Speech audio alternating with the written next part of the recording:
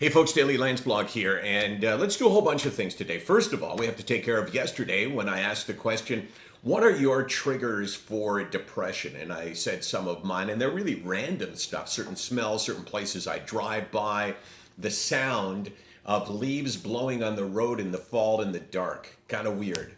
Case, we got a whole bunch of them. What about that one?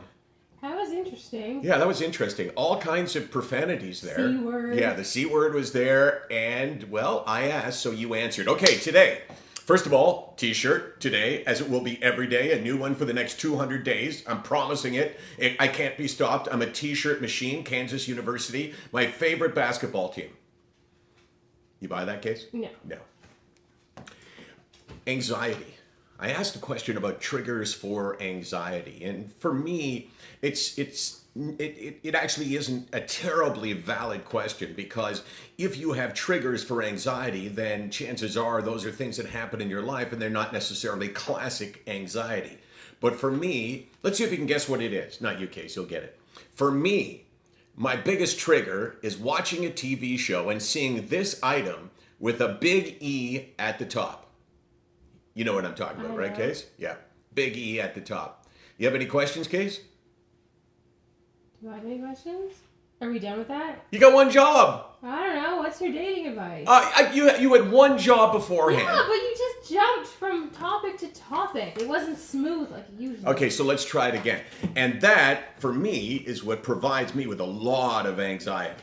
So, what's your dating advice? Hey, thank you for asking that. The question was, Michael, I don't know how to approach a woman that I really like because I'm afraid that my mental health struggles will get in the way. And that is a question that relates to everything about SickNotWeak. And to me, the answer to that question is this. You are clean and open right from the start. You say, you know what, this is my struggle, this is my illness, it's not like any other illness, you can't see it, I can't prove it to you, but you need to just understand that this is how it affects me. And if you lay it out there and she runs away, then, well, it would have happened eventually anyway.